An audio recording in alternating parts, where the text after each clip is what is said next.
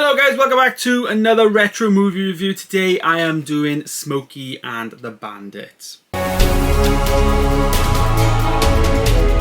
Yes, before we start this, I want to say a massive thank you to Chris Vint at Vinto's Vault for sending this over in a subscriber mail a couple of weeks back now, maybe even a month back, so apologies I'm going to get into it now. But yeah, I did watch it last night and I have some thoughts on it. This is a first time watch for me, and yeah, 1977, it stars Burt, Reynolds, it also stars Sally Fields as well, but somebody I recognised from, like, obviously Mrs. Doubtfire, you know, most notably, and also Amazing Spider-Man movies.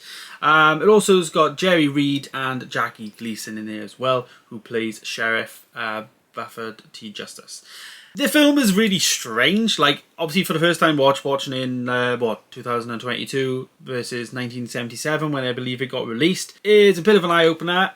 It is a comedy, and it's really nice watching comedies where there's no like sex jokes. You know, most of the time now it's all like all the jokes are just sexual. Like you take things like American Pie, and you know most of the comedies that we have nowadays, I think they're just really quite bland because they just go back to like sex dirty jokes rather than like, you know, just being funny, you know. It was really I think it was quite a loose comedy. Maybe it was my humour. I didn't find it to be as funny as maybe people would have back then.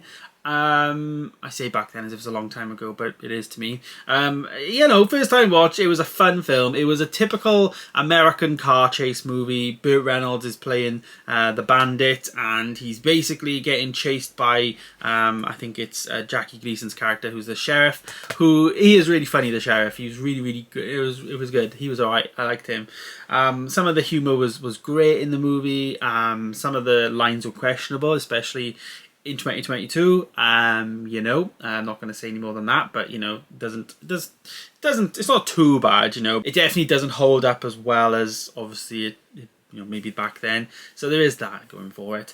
I will say as well about the Blu-ray, I was really underwhelmed. I think this is the worst quality Blu-ray I have ever watched. It was really bad on my TV. It wasn't doing it justice at all. It was really like, it looked like a DVD. You know, it didn't really look that great. The sound was good though, like my receiver did upgrade it and made it seem a bit like DTS X, it does. And that was really good, so I really enjoyed that, but visually I didn't really like it at all. Some of the stunt work I thought was great in this though. There is one scene where the sheriff like goes through like this little barrier and like the top half of the car gets taken off, and just as the guy comes, there's a guy who's like dressed up as the sheriff, obviously like a stunt guy. Just as he gets up, you can see he's wearing like goggles, like science school goggles. So that's quite funny as well, you know. But practical effects, you know, obviously no CGI and stuff like that. Typical, you know, car chasing, you know, cop chasing and stuff. It's really good. You know, Sally Fields is basically playing a damsel in distress. I don't really see what her purpose in the movie was, to be honest with you.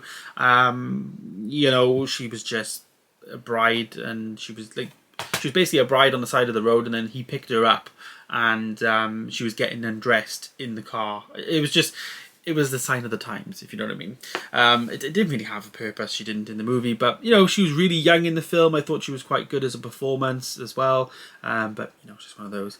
But rating the movie, though, I'm going to rate it probably, I'm going to go 7 out of 10. I didn't find it, like, amazing. It wasn't top tier, but it was a good, easygoing movie. I think it was done well because it was only an hour and 36 minutes, so it wasn't, like, you know, too much filler or whatever. It was just straight into the film. Within 10 minutes he had the job. He was wanted to earn $80,000. He got his mate, you know, involved and all that, and on they went.